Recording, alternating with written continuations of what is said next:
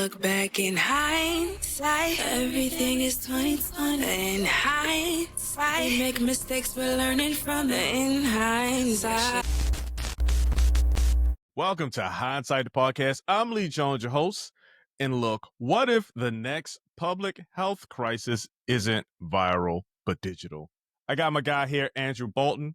He's a Harvard-trained financial strategist turned tech for good entrepreneur and the CEO of TechRescue, a company redefining how we support seniors, families, and small businesses in our tech-driven world. How you doing this morning, Andrew? I can't complain. I mean, besides the whole world is upside down. I mean, Lord. Outside of that, my hair's not on fire. Yeah, we could have a whole conversation about that, but so we'll stay focused in on what is it, TechRescue? TechRescue. Very simply put, we've put humanity back in technology. Real people, you have a problem, you call the number, guess what? You get a real person on the phone. I know, what a concept. Man, I don't even know how to express just hearing that.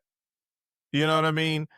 Really makes me feel good because you go through and you never know what you're going to expect when you call someone for some help. You get all these different robots and standard questions, and it's like, oh my God, how can I just get to where I'm trying to get to? What we've done in Western corporate worlds we've embraced the notion of optimization, right? That's a buzzword.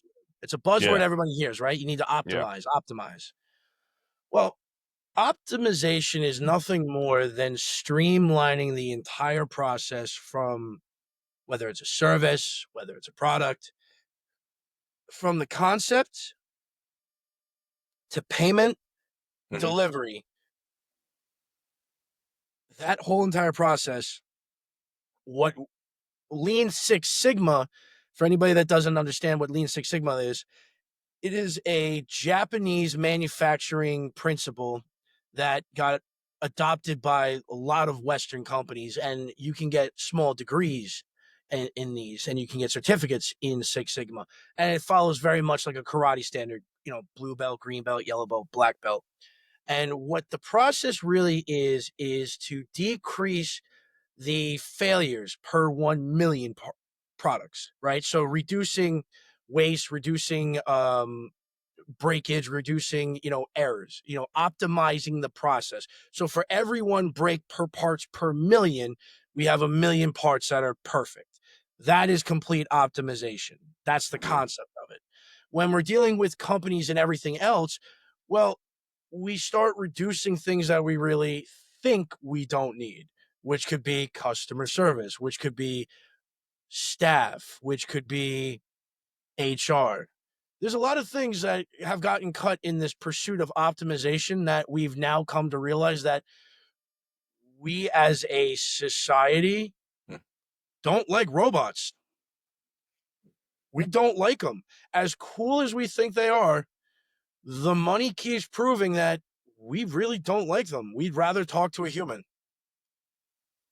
Yeah. I wholeheartedly agree. And for me, I don't know if I just don't like it. It's just super. It's not really complex. I mean, obviously for the person that's setting it up, potentially it could be complex, but for the end user, for me, picking up the phone call and calling, and I just want to say something, and maybe it's not like, hey, my car is broke. And that's you usually talk to mechanics and stuff, but hey, my car is broke. It's the battery. What can I do? Right. It's usually something maybe medical, maybe it's something, whatever, where there is a specific thing that is not addressed in these little prompts, right? That you get on there, and it just becomes frustrating because then they're all long. You can't press the button. It's just a whole frustrating experience that's on top of the frustration that you're already feeling. So it almost has a disingenuine feeling to it, almost as you if got that too. You don't want to be there with me. Yeah. Well, we've also seen a lot of organizations have taken down their call numbers. They've taken it down their, contact for more information. What this has done is actually quite clever, because if you remove the contact information, and there really is no law that stipulates, in at least in the tri-state areas, there's really no law that says that you have to have the contact information on a company's website. But if you reduce, and it's actually kind of it's an evil strategy, but it's brilliant, is if you reduce the calls coming in and you reduce the contact that you have with the customer, you're less liable for damages. Yeah, ain't that something? How can somebody sue you if they can't get in contact with you? How can somebody complain something. if they can't get in contact with you? It's genius, actually, in a wonderful, evil, capitalistic sense. It's genius. It's genius. Yeah, I've seen one. I remember I was just probably yesterday or 2 days ago, I was on a website and I was looking like, where the contact information, something, email, phone number, something, chat.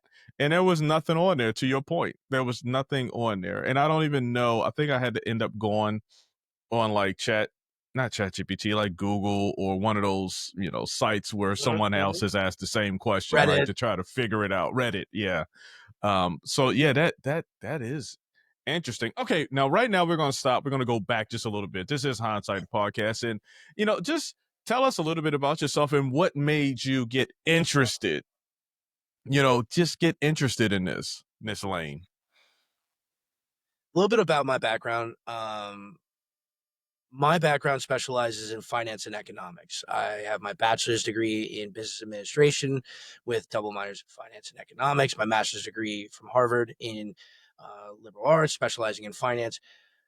Really and truly, it was chasing Wall Street. And then when I crashed and burned, like a lot of us do, mom smacked me upside the head and went, "Now what are you going to do with your life?" And I had no idea. I really had no idea. So one night my father comes into the kitchen. It was about 2 years ago. One night my father comes into the kitchen, um, and he asked, "How do you forward an email?" And I looked at him and I said, "Dad, what do you mean you don't know how to forward an email?" He goes, and he gets frustrated. He goes, "Oh, never mind. I'll do it myself." And I said, "Dad, I'll help you." And I followed Dad and I, helped him out. And I come back to the kitchen. I said, "There's got to be something out there that, come on, like in today's day and age, like there's nothing out there like you could like, like 1-800, like I can't do this myself, or like, 1-800, like help me." There's nothing out there. And we looked, and sure enough, there was not, like, really, there's nothing in America.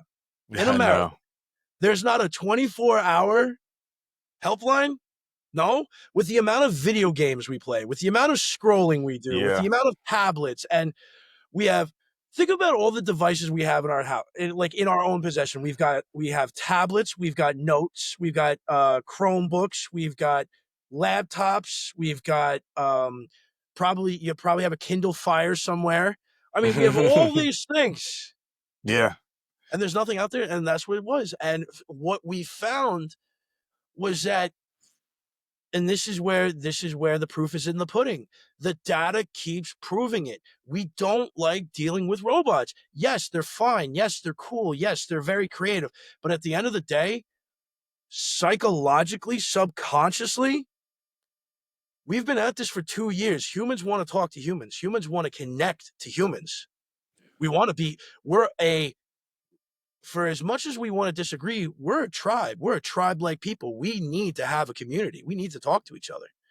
And I know this is an odd, side shoot, but pulling it in, the data proves it, because male loneliness is up at its highest point. Our dating numbers are beyond understandable.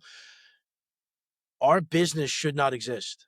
But the fact of the matter that we do proves that people are willing to pay to be able to have somebody help them. Yeah. So when did you mentioned your dad needing to know how to forward an email, right? But when did you first realize that tech frustration was more serious than people thought? When we had my grandmother in her home over at one of the community centers not too far from us, we were helping her out with listening to Anderson Cooper. Her Bluetooth headphones had to connect to this Oh my entire gosh. NASA setup that my family set up for her. And I said, for Pete's sakes, all she needs is Anderson Cooper. Like she's got laptops, tablets. I'm like, she's never going to use any of this stuff, guys. and Yeah. she was more confused. And when I was explaining to her and coming over and helping her, one nurse would come in, then another nurse would come in and ask me questions. And then so we asked them, well, how much time are you spending on this? 2.3 hours across a 10-hour shift per day per nurse is spent doing non-medical patient-related work Yeah, wow. in technology, Bluetooth, Yeah. connectivity. Because who are our loved ones around? They're around the nursing. And the nurses are not going to say no, but they're 2 hours out of their shift every day collectively is getting spent on this. That's not looking Yeah. for blemishes. That's not looking for blotches. That's not looking at scabs and stitches and taking care of the essential work. That's interesting. So you saw that and did you jump right to, hey, let's make TechRescue? Like, what did that transition look like for you? That transition looked like I came home. I said to mom, I got an idea. I took out the markers and we have a stainless steel refrigerator, and I just drew it on the stainless steel like a whiteboard. And I said, all right, this is my plan. You in or out? And she goes, all right, let's see you do it. And here we are 2 years later. Yeah. Yeah. And what was the hardest part about that? And before you even answer that question, man, I tell you what, look, I'm 55 years old. And technology is just going crazy, especially through AI in there. Like, that's a whole nother level of wow, right? It's like system overload. And I feel pretty good about my level of, just because I'm involved in it at work and different things. And it's kind of fun, to find new things in technology, but it's overwhelming. You know what I mean? It's really overwhelming. So I guess my whole point is I'm listening to you. And before we get to the end of this conversation, I want to know that silver bullet, right? Is it just call you, not silver bullet? That's actually to kill things. What's Yeah, that? easy button. This is the staple. This is Yeah, life's. the easy button. There you go. Just hit the button. Just hit the Yeah, button. yeah. 855-250-8586. And Is that's there a cost? nope, $35 a month. $35 a month, and you can call about 35. anything Listen, you want. for less than the Peloton subscription that you've never used, Yeah, you have 24-hour customer support. yeah, yeah, For less yeah. than the coffee you spend per week, you got 24-hour concierge service. We are white glove concierge service. Whatever you can think of, we can handle. I know that's right. Anything, huh? So you're like, well, I'm not going to name any other brands, but look, so technology. How do you all? Is it just you? Do you have a team? How do you all I've stay got ahead of the curve? So we've got right now, as of now, we've got 30 call center representatives across a 24-hour period, um, across the Carolinas. So that's our call center, and we are constantly getting updates on all the new technology. So we have contacts with representatives from Apple, Microsoft, Oracle, and now, can we do a defragment? Yeah, we can. But that's not really our home suite. We're not doing a complete system reset. We're not doing a complete um, operational reconfiguration. That's not what we do because that's not our customer base. We cater to those who are frustrated, who just want it to work. Your Netflix is down because you've misplaced your password. We can get you there. You forgot you locked out of your account. We can get you there. The printer won't go. We can get you there. Connecting issues. We can get you there. Building a website. One of the biggest things now that has come into it's funny that now that you mention it, we have a brand new type of grandparent. This isn't like staring at bingo cards, grandparents. This is this is actively engaged in MLB, NBA 2K.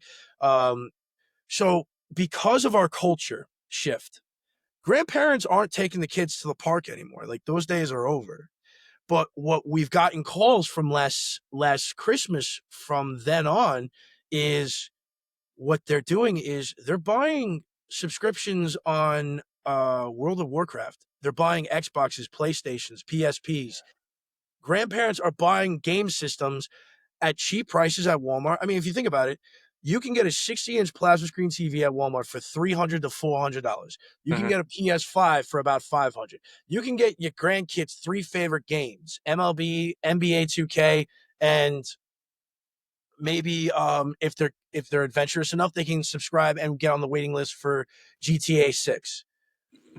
With games like GTA 6 coming out, the fact that it has unlimited capability and unlimited team capabilities, you can have an entire family playing on that platform simultaneously. And what we're now seeing is families are engaging with each other across different platforms. What used to be maybe hanging out at the park and playing baseball is now, you're the Chicago Cubs playing the New York Yankees because your grandson got home from school and now he's logged on. So we get those calls now. Okay, so what's like your okay? Not sure what's your ideal. So I think you're targeting more of the older demographic, but what is the most unique question that you're aware of? Because you got call centers, you got people dealing with stuff. So I know you don't see all of them, but what's maybe the most unique question, issue, concern that you've received or that you're aware of since the inception of TechRescue? Well, there's three. The one I mentioned about the video games, because that was a whole new concept for us. So we had to hire an analyst, a video game analyst, to write the standard operating procedures for dealing with all these games. So we had no clue that was going to be coming down the pipeline. We had no idea. In the small business community, we helped a small mechanic shop integrate with a vendor that we actually had to build a system completely connecting the two, which we've never done before. But we helped them get that done. And the weirdest one, I see your mind going. Do you want to say it? Is he going to say it?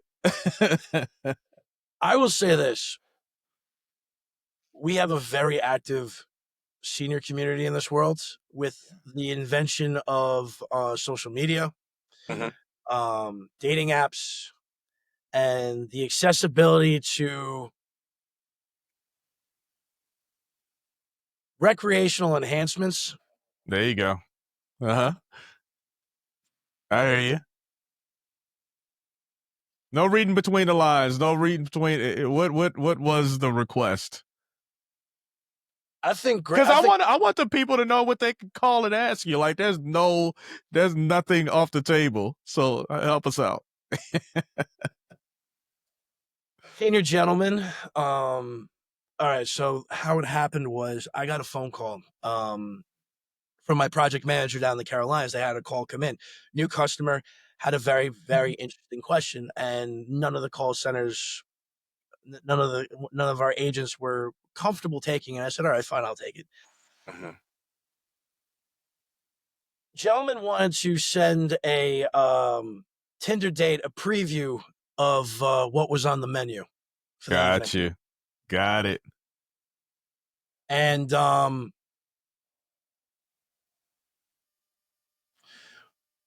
we used a sample of his grandson as a picture to his niece. And we explained that the little one button down at that bottom right-hand corner, you see where the send button is, that little button right there, that little button will save you from a whole lot of trouble. A whole lot of trouble. And I said, if you want to send a picture of your grandson or a video of your grandson or anything else you could possibly think of, I highly recommend pushing that little button before you hit the send button and make sure. And I also suggested the fact that given that my generation was the ones that started this stupidity, may I make a suggestion? Angles work. And second, never, ever, ever go with an upward shot. Never. We had a good laugh. I hung up the phone and I went, wow. That's my Tuesday. Yeah, there it is. That's my Tuesday. I tell you what, I don't like I had a whole nother experience with the upward shot. So I was sitting in the back seat of the car because my daughter was going to get her oil changed. This had nothing to do with anything. It's just, I'm just thinking about this upward shot. And I was sitting in the back seat because my wife was in the passenger seat. And I'm sitting in the back seat, uncomfortable as hell. And I looked and I can see, like, I'm not big, but I do have some weight around the belly, right? And I just looked at it. It was just sitting up. And so I decided, let me take my phone and take an upward shot. So I took the damn photo and showed it to my wife. She was like, but you don't look like that standing up. So anyway, bottom line is that is an unflattering angle. And I wanted to see what it looked like for my own self. It looked horrible. I wouldn't show it. Maybe I'll put it on here. But yeah, so don't do the upward shots. One of the things that us Generation X and early millennials, 89ers, 90s, Yeah. we learned the hard way is be very careful with flash, mirrors, angles, and reflections, because you don't want to get called into the principal's office and you have the local sheriff's department waiting for you. All of that. Oh, all of that. Oh yeah. Oh, yeah. Oh, you have a let's put it this way. You have a sobering moment. I know this is completely off topic, but just for reference, the state police did not scare me as much as the sound of my mother's high heels coming down the hall. You could have thrown me in, at that moment, at 16, 17, you could have thrown me in maximum security prison with the hardest gangs. Wow. Hardest. I'm talking double max security prison. Double max. Just don't tell my mama. Do not leave me alone in that room with her. Please, for the love of God, do not leave me alone in that room with that woman. Wow. I thought she had a brick. When she came into the office on this particular bit of wisdom, I thought she had a brick in her purse. Oh my goodness. She hit me so hard on the shoulder with that purse. Ooh. She said she aimed, and I'll quote my mother on this. She said she aimed for my head, but she couldn't get it high enough.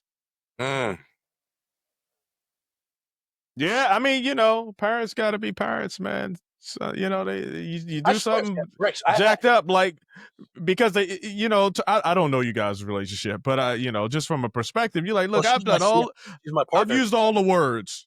I've used the words. Now we got to use the pocketbook. So here we go.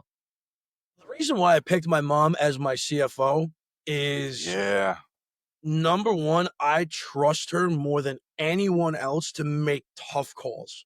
I love it. Yeah. I don't know the Tate brothers personally. I don't know I don't know them, but I know of them. And Tristan, the one brother of Andrew Tate, says, doing business with family, if you know your family, my mother has beaten me more times than any bully in my entire life, and she stuck up for me more times than I deserve. And she is the perfect person to be partnered with, because she's the one that will be the one to tell me that we are going completely off the rails, or she'll be the honest truth. And that's in business, that's what you need, because you cannot have emotion in business. Yeah. I like that segue. Let's talk about the business side of it. That's a key point, because a lot of times, hey, you get in the business, it's yours, it's your baby, right? You feel in charge, you feel empowered, but you don't give the people that are working with you the opportunity to give a perspective, right? And you can go off the rails. So having that, how do you go about, besides mom, how do you go about, building that team of people who are empowered, to first of all, see the vision that you have, and then two, be able to combat. Say, hey, I don't know. This doesn't make sense, Mr. Bolton. I don't know. So right now we employ 67 people. Okay. We have about 67 right now. 30 of them are in the call center, our sales team, marketing team, PR, copywriters, and then our back end development on the software side. The first thing that I had to do was, I'm very type A. It's hard for me to let go of control. Okay. But when I was graduating school, I got a very good lesson. Dr. Watson at Harvard gave me a very good piece of advice. He goes, There's not enough hours in the day for you to run everything, even if you try. You could be the biggest, perfect type A personality. You've run it. You still need to sleep. Yeah. Like you can be perfect at every single thing, but eventually time is going to get you. So that off the table. So this idea that I'll do it all by myself. Okay, do it. You're going to fail because there's not enough hours in the day for you to do actually everything perfectly well. So with that off the table, now what do you do? Well, I got to get people. So how do you get people? Well, me and Mom simplified it down to 3 very simple things. Are these people good at what they do? Do they like what they do? And do they like the idea of what we do? Do you like, if you grew up as a kid, what was the one company that you wanted to work for? Like you didn't care what it was, but like, I want to work there because it's cool. Yeah. I wanted to work for Foot Locker, but go ahead. Why? Why'd you want to work for Foot Locker? Oh man, because they had all the cool gear, the shoes. I mean, obviously I was a teenager at the time, but just looking at what they had to offer, and then I could see it on myself. You know what I mean? And then I could be cool and have all the cool gear. So there you go. I was kind of weird. There was a place by me in Wayne, New Jersey called Skaters World. Skaters World was like the perfect kind of little hub of like everything, because in the day there was the roller rink, at night there was hockey, and they had roller derby, and then on Saturdays they had Battle of the Bands. So you had so if you worked at Skaters World, which I did, there was always something to do. And like Battle of the Bands also in high school was like where all the punk skater chicks came. So yeah, there it you was go. a perfect place to be. There you go. But we worked at places because they were fun. We worked at places because we liked it. So when you find a company that you like working for, chances are you're going to give it more of your best effort. Now, you put all those pieces into place. They're good at what they do. They like what they do, and they like what you do. Now it's your job to keep them there as the owner. All right. And how do you do that? Listen to ideas. So I have an open door policy. My emails are always, with everybody sending out emails. Some go against what we're looking to do. Some are incongruent. We've tried different things. I firmly believe that there's no one. Here's a great quote, and I'm sorry I don't have it. Failure is universal. Success is individual. Nobody knows how to make the light bulb work, but we all can look backwards and see all the failed attempts, right? Yeah. There's 10,000 ways we know now not how to make a light bulb. Yeah. Yeah. So failure is universal, but success is individual. So you got to be willing to go with the flow. And that's what I try to do. Everybody's got something to bring to the table, and listen. So it's hard for me to sometimes just let go of the control, but here's another quote I got from school.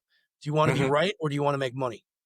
I love that. I love that quote because it works in a lot of ways. You said, do you want to be right, or you want to make money? Do you want to be right, or do you want this relationship to work? Do you want to be right, or do you want, you know what I'm saying? And I think another one that goes along with it is just like pick your battles. Exactly. Right? Is that even worth it? So go ahead, finish your point. No, but when in business and getting to, staying on the point is that you as an entrepreneur, this is your baby. You have an idea. You have this vision. It's emotional to you. Yeah. The problem is, and this is where the rubber meets the road, is the market doesn't give a crap about what you feel about your product or service. It doesn't care. Yeah. The market dictates everything. You know who the best example of that is? Angie's List. I love Angie's List. Guess what? What's its name? Angie. It went from Angie's List to Angie's. Yeah. Now that I don't know. Because the market kept showing segments. It kept moving it towards streamlining its vision, its image, its name, and now it's just Angie's. Yeah. You know Angie's is Angie's List, right? Because Right. it market segmented itself now to being a one name. Angie's. They Yeah. Googled themselves. They Mm. adapted. Yeah. Yeah. All right. Give me something like I used to always make a joke back in the day. You're far beyond this. But one of the running jokes when we were in the military, used to have problems with the computer. Hey, the computer's not working. And the biggest thing is it's plugged up, right? Did you Mhm. turn it on? You know, those things, right? And then you look and like, fuck, it's not plugged up. Right. And it's crazy. So like for you, like for anyone who's watching right now, right? What is something like just baseline things? And I know you help with everything and it's $35 a month, so you probably don't want to give anything away. But as far as like what is like baseline knowledge just to exist and survive in this world that you probably should learn or know at this point? That's a big question though. There are no more CDs, so that word should disappear from your vocabulary. Find me, Hey, a, the find me a albums laptop too. that has, find me a laptop that's got a CD port. There are none. There are none. I got mine my external one. I need to just go ahead and throw it away. No, but you never know what's gonna happen. I've looked at all these apocalyptic movies and it's like we need the old technology. Oh, actually, there's something to that too, and Yeah. because the whole world, as I mentioned earlier in the episode, is like the whole world has gone upside down. Yeah. USB-C, that is the standard plug for everything, whether it's your headphones to an iPhone to a Samsung to a Motorola, it's all USB-Cs. Blue light screens help you reduce right side brain activation to help you go to sleep. That's one of the biggest complaints that I think medically Okay. we're dealing with on the phone. So if everybody were to go into their settings on their phone, scroll to the bottom that says light adjustment. You can set automatic light adjustment starting at 10 p.m. So if you click on the little sun that has an A on it, you click that, you can set your timer. So at 10 o'clock at night, your phone will automatically dim the light and turn it to blue light saving mode. That will slowly start reducing the right brain signals in your brain because blue light is stimulating. One, it's also going to save your eyes, and your eyes aren't going to be burning all the time, which, by the way, if you're sitting in front of a computer, the fact that you don't have drops in front of a computer is a problem. You always need to keep drops in front of your computer. If your world is in front of it, you need drops. But that'll also help you get better sleep because you need at least an hour of deprogramming time mentally to start falling asleep. We've got a Drop. we've got a big problem in this country. We are addicted, and that's basically the calls that we get is if we were to boil it all down to like the causality of it all, we are addicted to not the just connectivity. We are addicted to it. WhatsApp, Facebook, TikTok, social media, internet, video games. This has become the adult and children's pacifier. We have pacified ourselves. Yeah. This is our pinky. This is our pinky. And we're addicted to connectivity. I cannot disagree. Go ahead. Which also leads me to that point I was verboting a little bit previously before. Real quickly on a technology aspect, get rid of the idea of a nuclear bomb. No one's going to drop a nuclear bomb. Just that's not going to happen. Number one, you drop a nuclear bomb, our entire food, there's not enough food stored from history to survive a nuclear wasteland. No, there's not enough food stored and reserved for that kind of thing. But what is extremely possible, and FBI, please don't come looking into me. I'm just saying it takes nothing to bring an EMP across state lines or borders. An EMP bomb goes off, the grid, technology, done. It's over. Everything. Yeah. So what you can do, gas powered generators, you can get sheets of rolled out solar panels, right? You can get solar panel. It'll probably generate somewhere in the neighborhood of maybe about 1 to 10 watts, maybe, depending on the panel and depending on Right. where you live. Old school wind-up radios. There are plenty of websites out there that you can find all of these add on to digital technologies. And the one technology that will always remain is low-wave radio frequency. Yeah. Yeah. That takes very Yeah. little energy very, very little energy to run, and we can still be connected. It's CB radios. It's low wave technology. Ooh, yeah, I had a guy, another one of my guests I talked to the other day, and he wrote a book about just what you talked about, the EMP, right? And that post-apocalyptic world that's created from that. So yeah, it's interesting. I know it's a little off brand and off topic, but Interesting. the one aspect, because this is this is out into the public. Yes. The thing I would say, if I could address the population of the United States, right? First off, we really don't have beef with most people, and most people around the world don't have beef with us as a general rule. Mm-hmm. It's just a bunch of politicians got beef with other politicians. So we need to calm down just a little bit. Second of all, it's not a bad idea to be prepared in any situation. Food, water, remember rainwater, boiling your water, 212 degrees at 15 minutes, guarantees sanitation. There's plenty of books and pamphlets. But the point is, technology is something that we shouldn't be afraid of. It's something that we're not utilizing properly. And AI is the genie that's out of the bottle. It's not going back. What we need to do is learn how to use it properly. Yeah. Yeah. I tell you what, I second that motion. Being in the military when I went overseas a couple times, you have these idea, based off propaganda, based off what you see on TV, based off of news, based off of whatever it is, right? And you go into these situations and you realize that you have more in common with people everywhere than you don't have in common with them.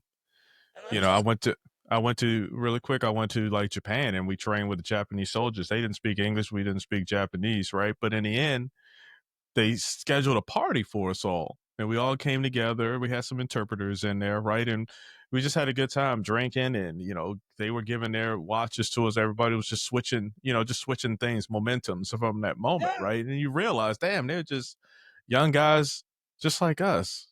It's just they're in a different country. And it's just it's a good feeling to just get out of your own space, like especially for someone who's never left their city or their neighborhood and just see other things. And you'll see there's more commonalities than there are differences. Go ahead. With the power of technology, we have been able to close the world. With a virtual headset, I can give somebody who has never left the hospital bed, I can put on a virtual headset, connect to Google Maps or connect to anywhere else in the world, or maybe even WhatsApp, right? Through a WhatsApp conversation, they can see Barcelona, Spain, and be right next to somebody as if they were right there. We have this technology at our fingertips to connect to the most rural parts of the world with nothing more than a satellite signal. I can contact anybody from the Maasai warriors in the Serengeti in Kenya right now, and that is on completely trajectory on the other side of the planet, and I can connect to them in 15 seconds. We are so connected, and that's really what our company is about, is the fact that, yes, we like to be profitable. Yes, we like to keep growing. But the thing that keeps stunning us and astonishing us is that the reasons why people are calling in is because I'm trying to connect to. It's always somebody else. Yeah. That's why they're calling. They're having issues connecting to somebody. They're trying to send an email. They're trying to send a fax. They're trying to send a book. They're trying to send a video. They're trying to send a call. They're not connecting to people. We are trying constantly to connect to one another. And that's one of the things I love about our company is the data that we're collecting, yes, unfortunately, is proving that we are getting more and more dependent on technology. We are more and more addicted to it. We are we are integrating too much of our life into it. Yeah. There's no reason that the refrigerator, the toaster, and the microwave need to be Bluetooth. I'm sorry. There's just no reason for it. That's But true. the beautiful thing is that people are trying to connect any way possible. Whether it's a grandparent trying to connect to their grandson who's 9 years old playing basketball and they're playing video games, to somebody having a conversation with their mother in Bangladesh. Every single day at 12 o'clock, they sit down for tea. We are constantly trying to connect with one another. Interesting. Beautiful insight. That's great insight, actually. That's great insight. So what's, just kind of wrap it up, but like, what's one thing people can do today to feel more in control when tech gets overwhelming to them? Ask yourself, do you really need it? I like it. I know this is counterintuitive to my business, but in reality, do you really need it? Are you like, is there a point to having? Is there a point to, let's say something analog versus, completely digital? Mm-hmm. Do you really need it? Or is it just because it's the flashy new thing? Because I'll be honest with you. For anybody that rides a motorcycle, I ride a Harley Road King. Okay. I could have bought a Road Glide. I could have bought a Street Glide. I don't want a tablet in front of me when I'm riding a motorcycle. I don't want a 10-inch plasma screen TV that gives me all the bells and whistles. I just want the road in front of me. Yeah. There are some things that are just better without it. And if I'm wrong, I dare anybody to sit into a 64 Nova, fire it up, and tell me that that's a hell of a lot better than a Tesla. A Tesla's better than that. I dare you. Or pick a 70s Chevelle. Take your poison. You like your cars. Yeah. I promise you, you are not going to feel the same way in that versus a Tesla. Ain't no way. Yeah. Sometimes it's not, and I know it's really funny coming from me, the CEO of a tech company, to say it. Sometimes it's not even. There's no benefit to it. It's not worth it. There's no point. Yeah. I feel that way a lot of times. I do ask that question plenty of times, and then sometimes I still will get that new shiny thing. But like phones, TVs, like I'm the type person, I'm just going to use it until it can't be used anymore. I got the Samsung, whatever it is, 21. I forgot what it is right there on the 25. But I'm looking at the not the static. What is it called? The things, the tech specs. There you go. I'm looking at the specs. I've seen that specs. And I'm like, Jesus, my phone still works. That's not even anything that I need. To your point, so I'm coming in, I'm investigating. Do I need to get a new one just because it's new? My phone's still working. I'll tell you when they started messing that formula up was the iPhone 12. Really? What was the average time period between the iPhones? I don't know, but I know now it's like a year, but I have no idea. It used to be about 2.5 years. Because why? They used to run it in cycles of the major carrier contracts to 2-year contracts. Okay. So if you're renewing your contract, why not renew your phone? Yeah. Get a brand new phone. Well, we had the 13, 14, and then the 15 came out really early, like in November. Yeah. And then very soon they had the 16, and then the 16 Max Plus Pro, and the $1,500 for a phone. And then a year later, you're like, and not even a year later, like 8 months later, the 16 Pro Max. I know. It's too much. It's too fast. Too much money. Guess what? There's nothing different. I know. That's why you got to look at the specs. Forget the commercials.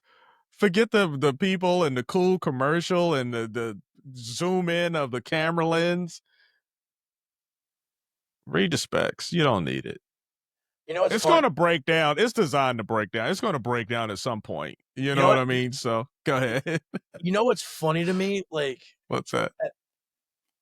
They keep talking about how amazing, like, and I'm not trying to pick on Apple, right? I'm just trying to pick fun of the mindset of the consumer, right? There you go. The iPhone is claimed to be such a powerful camera. Like it's the, it's an amazing camera. Point to me any photographer on the sideline of an NFL game that's just got an iPhone. The super duper National Geographic, with them huge lenses, with the batteries and the wires and this, that, and the other thing. The iPhone's such an amazing photography camera, right? It's so amazing it does this. Why is nobody on the side of the end zone with just an iPhone? Yeah. I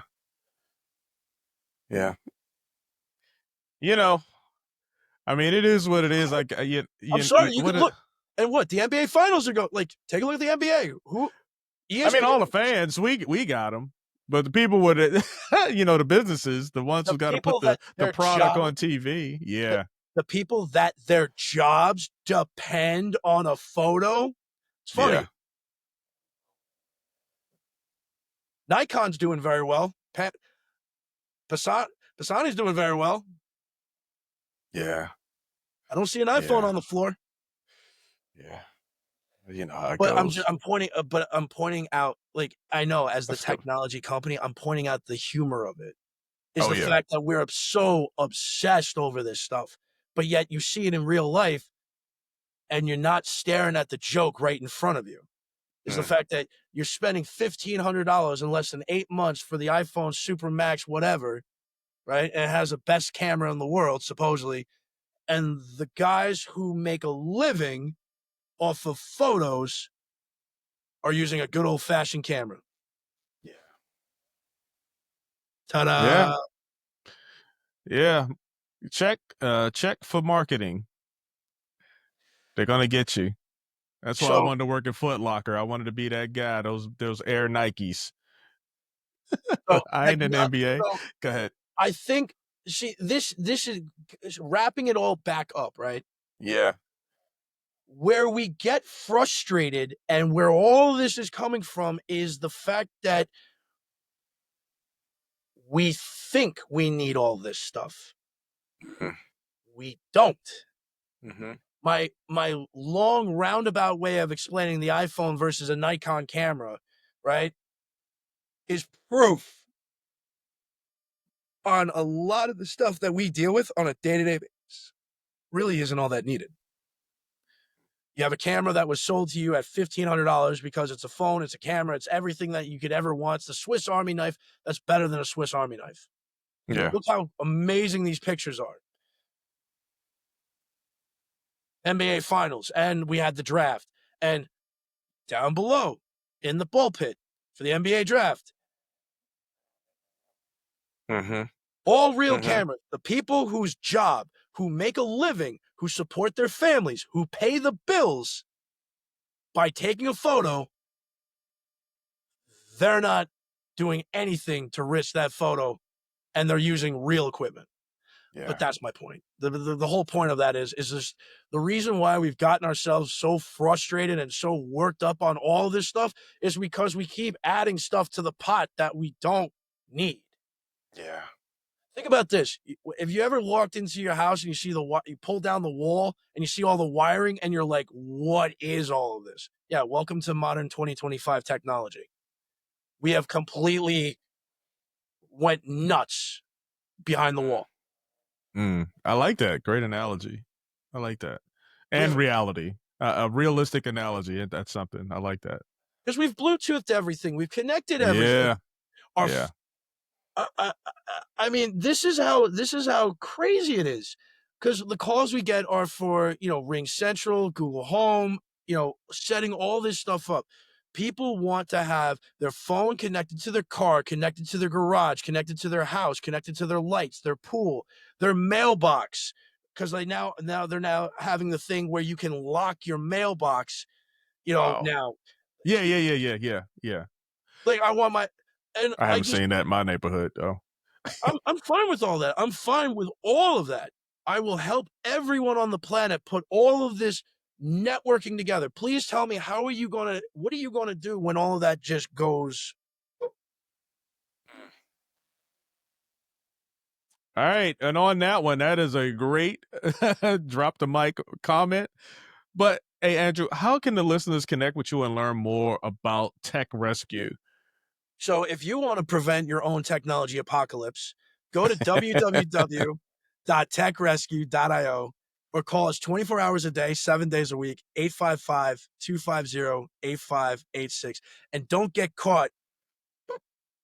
Call TechRescue. I like it. Hey, man. Hey, thanks a lot, Andrew. And this conversation reminded me, and hopefully you, that the next crisis we face, it might not be viral, but virtual. And how we respond now matters. And I just want to thank Andrew Bolton for coming on the show and teaching us a little bit about technology and the frustrations around it and why there's frustration. Why there are frustrations around it. And just remember, when you go and you're about to buy that new shiny toy, do you need it? Like, remember to ask yourself that question. You don't need all of it. You really need it? Does this really need to connect? Do you really need the blender connecting to your phone? I mean, really? You really want to be talking to your blender? Yeah. I could not the blender, but I can definitely relate. I got things I want my phone to have the remote and do all this. So yeah, I'm that guy too, you guys. So it's not just you, it's all of us. and for all the listeners out there, be sure to subscribe, share this episode with a friend who's ever screamed at their printer. Be sure to keep leaning into your own hindsight moments. And until next time, I'll talk to you soon. All right. Bye-bye. Hey, thanks for joining me here on Hindsight the Podcast. I'm your host, Lee Jones. I hope you enjoyed this episode. I know I did. And while I have you here, why don't you take your mouse, go over and click on that subscribe button. No, not right there. Over to the right. Down, right there. Boom. Thank you. Now, thank you for subscribing to Hindsight the Podcast. I'm your host, Lee Jones.